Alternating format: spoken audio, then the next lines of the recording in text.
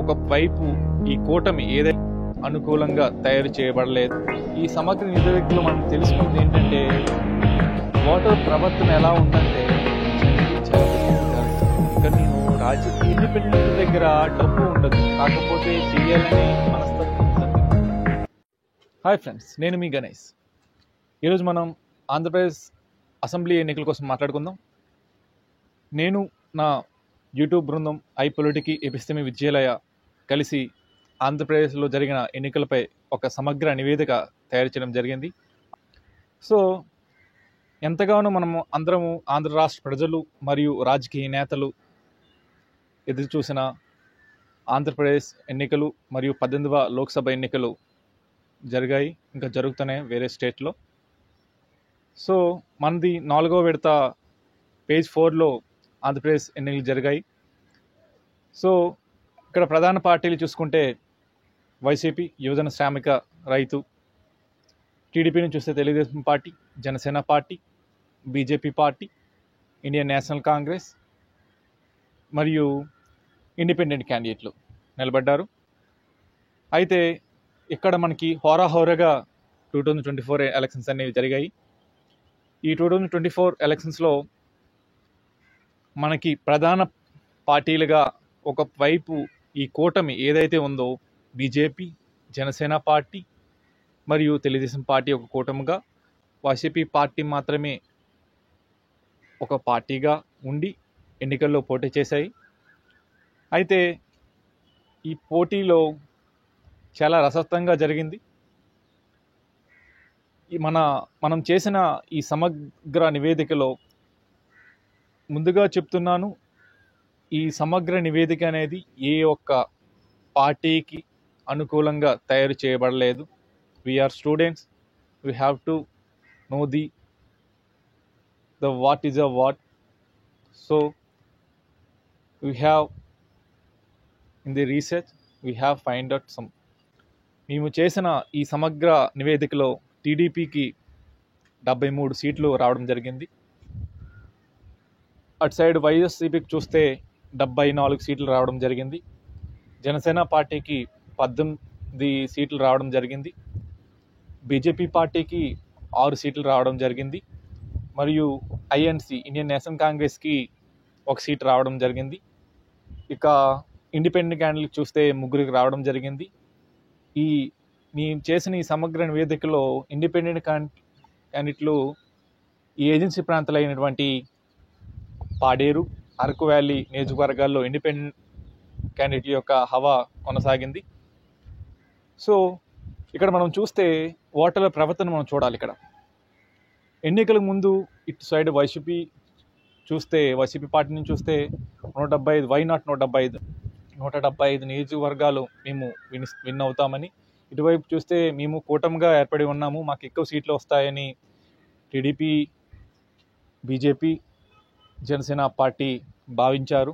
అయితే మనం జరిపిన ఈ సమగ్ర నివేదికలో ఏ పార్టీ కూడా పై ఎత్తు చూపలేదు. ప్రధాన పార్టీలు అయినటువంటి టీడీపీకి 73 సీట్లు, వైసీపీకి 74 సీట్లు. ఇక చూస్తే జేఎస్పీ, జనసేన పార్టీకి 18 సీట్లు రావడం జరిగింది.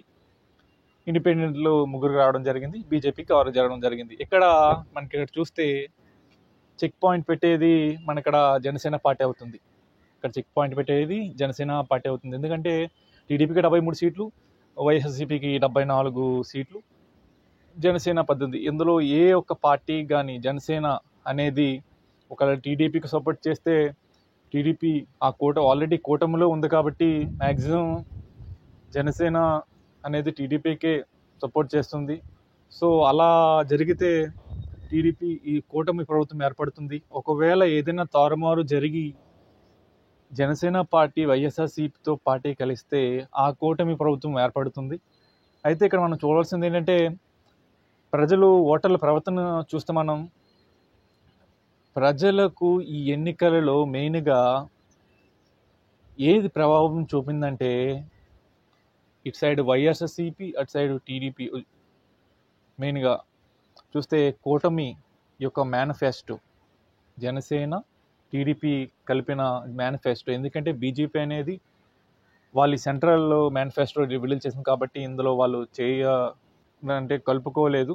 సో ఇక్కడ మనము టీడీపీ జనసేన పార్టీ మేనిఫెస్టో, ఇక్కడ వైసీపీ మేనిఫెస్టో అనేది ఇక్కడ ప్రజలకి చాలా విధాలుగా ప్రభావితం చేశాయి. ఆల్రెడీ నవరత్నాలతో ప్రజలు కూడా చాలా దగ్గరలో లబ్ధి పొందారు. ఇటువైపు టీడీపీ మేనిఫెస్టోలో ముఖ్యంగా మనం చూస్తే మహిళలకు ఉచిత బస్సు ప్రయాణం, మరియు ప్రతి ఇంటికి 3 గ్యాస్ సిలిండర్లు, ఇంకా నిరుద్యోగ వృత్తి. నెక్స్ట్ టీడీపీ అధ్యక్షులైనటువంటి నారా చంద్రబాబు నాయుడు గారు ఈ మోకాల అధికారంలోకి వస్తే డిఎస్సి మీద మొదటి సంతకం చేస్తానని మాట ఇవ్వడం జరిగింది. మరియు వివిధ పథకాలు అనేవి మేము పెడతాము అని మేనిఫెస్టోలో తెలియజేశారు. సో ఇలా టీడీపీ మేనిఫెస్టో అనేది ప్రజలపై ప్రభావం ఉంది. ఇలా వైసీపీ పరంగా చూస్తే ఆల్రెడీ నవరత్నాలు పథకాలు వైఎస్ జగన్ గారు పెట్టారు. సో ఇక్కడ చాలామంది లబ్ధి పొందారు. ఇల్లులు అయితే కానివ్వండి, ఉద్యానం ఇప్పుడు చూస్తే పలాస, ఇప్పుడు ఉద్యానం పరంగా చూస్తే పలాసలో మంచినీటి పథకాలు మరియు కిడ్నీ ఆసుపత్రులు, ఇక చూస్తే అందరికీ ఇల్లు పట్టాలని ఇవ్వడం జరిగింది. మరియు జగన్ గారు వైజాగ్ని క్యాపిటల్ చేస్తామని చెప్పారు. అయితే ఇప్పటి వరకు ఈ పార్టీల యొక్క బలాలు మనం చూసాము. ఈ పార్టీలకి ఎందుకు 100% రాలేదని ఇప్పుడు మనం చూద్దాం. ఓవైపు టీడీపీని చూస్తే టీడీపీలో లెగసీ ఉంది. సీనియర్ నాయకులు అనేవారు ఈసారి గట్టిగా పోటీ ఇచ్చారు. సో కొన్ని చోట్ల సీనియారిటీ కనిపించలేదు. సో అందుకోసమే బహుశా రావచ్చు. ఇది నా ఒక సమగ్ర నివేదికలో నేను నుంచి భావిస్తున్నాను. మిగతా వారు ఎవరైనా అనొచ్చు. ఇక వైసీపీ నుంచి చూస్తే కొన్ని దగ్గరలో ప్రజలు మార్పు కోరుకున్నారు. మార్పు అంటే ఆల్రెడీ ఒక నియోజకవర్గంలో ఒక నాయకుడు 3 సార్లు పోటీ చేసి గెలిచిన తర్వాత ఆ నాయకుడు వాళ్ళకి మంచి చేసి చెడు చేయొచ్చు. కాకపోతే కొత్తగా ఇంకెవరైనా వస్తే ఇంకా వేరే విధంగా డెవలప్మెంట్ చేయొచ్చు కదా అని ప్రజలు భావించారు. సో ఒకవేళ వైసీపీకి సీట్లు తక్కువ వస్తే ఇలా అని మనం భావించవచ్చు. సో ఇక్కడ మూడో పార్టీ జనసేన పార్టీ ఈసారి చెక్ పాయింట్ పెడుతుందని ఇందాకే నేను చెప్పాను. ఎందుకంటే జనసేన చాలా తక్కువ నియోజకవర్గాల్లో ఈసారి పోటీ చేసింది. ఆ నియోజకవర్గాల్లో 18 సీట్లు అనేది మన సమగ్ర నివేదికలో జనసేన పార్టీకి వస్తాయని తెలవడం జరిగింది. ఈ 18 సీట్లు అనేది విస్తృత ప్రచారము మరియు లెగసీ, అక్కడ ఉన్న లోకల్ నాయకులు అనేవి ఎక్కువగా కుర్రవాళ్ళకి అవకాశం ఇవ్వడం జరిగింది. యూత్కి కొన్ని దగ్గరలో సీనియారిటీ బట్టి కూడా జనసేన విన్ అవుతుంది. సో కొన్ని చోట్ల ఎవరైతే నిలబడ్డారో అభ్యర్థులకి ఫాలోయింగ్ లేపడం వల్ల అక్కడ జనసేనకి సీట్లు రాకపోవచ్చని నా అభిప్రాయం. ఇక చూస్తే ఇండియన్ నేషనల్ కాంగ్రెస్ అనేది మొన్ననే మళ్ళీ ప్రాధాన్యత సంతరించుకుంది. వైఎస్ షర్మిల గారు మళ్ళీ ఏపీకి వచ్చి ఆంధ్ర రాష్ట్ర కాంగ్రెస్ అధ్యక్షులు అయ్యారు కావున అందువలన మళ్ళీ ఐఎన్సీ అనేది ప్రాధాన్యత సంతరించుకుంది. అయితే ఐఎన్ఎస్లో ఇండియన్ నేషనల్ కాంగ్రెస్ నుంచి ఒక అభ్యర్థి విన్ అవుతున్నారు. అది ఎందుకంటే అక్కడ ఆయన సీనియారిటీ. సో అక్కడ సీనియారిటీ మనం చూడవచ్చు. ఇక బీజేపీ పరంగా చూస్తే అభ్యర్థులు నిలబడిన దాంట్లో వాళ్ళు ఎక్కువ సీనియారిటీ మరియు ధనం మరియు పలుకుబడి ఉంది ఆ అభ్యర్థులకు. సో అక్కడ బీజేపీ 6 నియోజకవర్గాల్లో గెలుపు పొందుతుందని మనం చెప్పవచ్చును. ఇంకా ఇండిపెండెంట్ మనం చూడాలి. ఇక్కడ ఇండిపెండెంట్స్ 3 విన్ అవుతున్నారు. ఆంధ్ర రాష్ట్ర ఏపీ అసెంబ్లీ ఎన్నికల్లో 3 విన్ అవుతున్నారు. అందులో ఒక క్యాండిడేట్ వేరే ఒక పార్టీ నుంచి విడిపోయి ఇండిపెండెంట్గా పోటీ చేస్తున్నారు. ఇంకా 2 నియోజకవర్గాలు చూస్తే మనం పాడేరు కానీ అరకు వ్యాలీ కానీ, ఈ 2 నియోజకవర్గాల్లో నాయకులు అనేవారు ఎవరైతే అభ్యర్థులు ఉన్నారో వాళ్ళందరూ చదువుకున్నవారు మరియు టీచర్స్. సో ఈ ఇండిపెండెంట్లో టీచర్స్ అభ్యర్థులు పోటీ చేస్తున్నారు. సో ఇదొక ఆ ప్రాంతాలకి శుభసూచకం. ఎందుకంటే ఇక్కడ బలమైన పార్టీలు అయినటువంటి వైఎస్ఆర్సీపీ కానీ, టీడీపీ కానీ, బీజేపీ కానీ అంతగా ప్రాధాన్యం లేదని అక్కడ ప్రజల యొక్క అభిప్రాయాన్ని మనం సమగ్ర నివేదికలో చూసాము. సో పాడేరు, అరకు వ్యాలీ నియోజకవర్గాల్లో ఇండిపెండెంట్ క్యాండిడేట్ల హవా కొనసాగుతుందని మనం భావిస్తున్నాం. సో ముందుగా ప్రజలు ఈ సమగ్ర నివేదికలో మనం తెలుసుకుంది ఏంటంటే, ఓటర్ ప్రవర్తన ఎలా ఉందంటే, ఇప్పుడు మనం ఒక నియోజకవర్గం తీసుకుందాం. సపోజ్ ఉదాహరణకు చెప్తున్నాను, ఒక బలమైన 2 పార్టీల నుంచి 2 అభ్యర్థులు ఉన్నారు.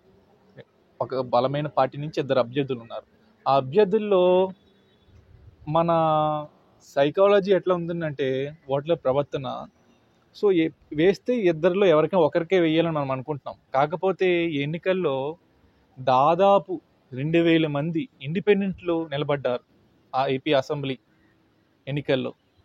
ప్రతి నియోజకవర్గంలో దాదాపు ఒక 12 మంది ఇండిపెండెంట్లు. ఆ ఇండిపెండెంట్ దగ్గర డబ్బు ఉండదు, కాకపోతే చెయ్యాలనే మనస్తత్వం ఉంటుంది. సో ప్రజలు మైండ్ సెట్ అనేది వాళ్ళ దగ్గరికి వెళ్ళట్లే. మనం ఏం చూస్తున్నాము, బలమైన పార్టీలు ఈ 2 అభ్యర్థులు ఎవరికైనా ఒకరికే వేయాలని మనం అనుకుంటున్నాం, కాకపోతే ఇండిపెండెంట్లకి మనం వేయట్లేదు. సో వాళ్ళకి డిపాజిట్లు కూడా రావట్లేదు. సో ఆంధ్రప్రదేశ్ ఎన్నికల్లో ఈ ఇండిపెండెంట్లు కూడా చాలా మైనస్ అయిపోతుంది. సో ప్రజలు మెయిన్ 2 క్యాండిడేట్లే చూసుకుంటున్నారు, వేరే క్యాండిడేట్ కోసం ఆలోచించట్లేదు. మరియు 2 క్యాండిడేట్లు నచ్చకపోతే నోటకి వేస్తున్నారు. ఆ నోటకి వేసే బదులు ఆ ఇండిపెండెంట్కి వేస్తే బెనిఫిట్ కదా. ఇంకా లాస్ట్గా చెప్తాను, ఏ నినాదం వెనక ఎవరి ప్రయోజనం దాగి ఉన్నదో ప్రజలు తెలుసుకోలేనంత వరకు ప్రజలు మోసపోతూనే ఉంటారు అని లెనిన్ చెప్పారు. సో దీని వెనుక ఒక కథ ఉంది. మనకు పూర్వం రాజులు పాలించేవారు. రాజులు పాలనలో మనకి వాళ్ళు పిల్లలకి, బంధువులకు విద్యను, వైద్యను నేర్పించారు. కానీ ప్రజలకు ఆ విద్యను, వైద్యం నేర్పించలేదు. ఎందుకంటే ప్రజలు విద్యను నేర్చుకుంటే వాళ్ళు ప్రశ్నించడం మొదలు పెడతారు. ఇక రాజుల నుంచి బ్రిటిష్ వారికి వచ్చింది పాలన. ఈ బ్రిటిష్ వారు కూడా ఏం చేశారంటే, మన యొక్క విలువైన ఆ విద్యను, ఆ కళను, నైపుణ్యాన్ని వాళ్ళు నేర్చుకొని వాళ్ళు బాగుపడ్డారు. కానీ ఇండియాలో ఒక ఉదాహరణ తీసుకుంటే ఏజెన్సీ ప్రాంతాలు ఉన్నాయి. ఏజెన్సీ ప్రాంతాలు ఒక 100 సంవత్సరాల క్రితం ఇప్పటికి కూడా కరోనా వస్తే వాళ్ళ యొక్క వనమూలికలతోనే వైద్యం చేసుకున్నారు తప్ప ఇంగ్లీష్ మెడిసిన్ వాడలేదు. సో ఆ వనమూలికల యొక్క వైద్యాన్ని, భారతదేశం ప్రాచీన వైద్యాన్ని మనము కోల్పోయాం. సో బ్రిటిష్ వాళ్ళు మన మీద మత మార్పులు చేసి ఇంకా చాలా చాలా చేసి మన యొక్క కళను దోచుకున్నారు. కాకపోతే ఎందుకంటే సరైన విద్య ఇస్తే ప్రశ్నించడం మొదలెడతారు. ఇదే ఇక రాజకీయ నాయకుల పాలనకు వద్దాం. ఇక్కడ మనం చూస్తే అంబేద్కర్ ఒక మాట అన్నారు, వాళ్ళు మీకు అన్నీ ఇస్తారు కానీ విద్యను కానీ ఉచితంగా ఇవ్వరు. ఎందుకంటే విద్య అనేది చాలా ప్రశ్నలకు దారితీస్తుంది. ఇక్కడ నేను రాజకీయ నాయకుల్ని కించపరచడం లేదు. అందరూ చెడ్డవాళ్ళు కాదు, అందరూ మంచి ఉంటారు, కొంత చెడ్డవాళ్ళు ఉంటారు. కాకపోతే ప్రజల యొక్క ఆలోచన విధానం మారాలి. ఆలోచన విధానం అంటే ప్రజలు ఎప్పుడైతే వాళ్ళ యొక్క చట్టాలు, వాళ్ళకి ఎలాంటి గవర్నమెంట్ కావాలి, లేకపోతే పలానా గవర్నమెంట్ ఎక్కడ ఉంది, లేకపోతే పలానా సీఎం ఎవరు, పలానా ఉపరాష్ట్రపతి ఎవరు, పలానా మంత్రి ఎవరు అని ప్రతి విషయాన్ని క్షుణ్ణంగా వాళ్ళకి తెలియాలి. ఏ తప్పు చేస్తే ఏ శిక్ష పడుతుందో ఈ చట్టాలు తెలియాలి. చట్టాలు తీసినప్పుడు ప్రజలు నిజమైన నాయకుల్ని ఎన్నుకుంటారు, ప్రశ్నించే తత్వం ఏర్పడుతుంది. వీటన్నిటికీ మూల్యం విద్య, ఉన్నతమైన విద్య ఇవ్వాలి. So that's it. ఇంకా ఈ సమగ్ర నివేదికలో ఏవైనా తప్పు ఉంటే, లేకపోతే తప్పుగా మాట్లాడి ఉంటే మన్నించండి. So that's it. Thank you. జై హింద్.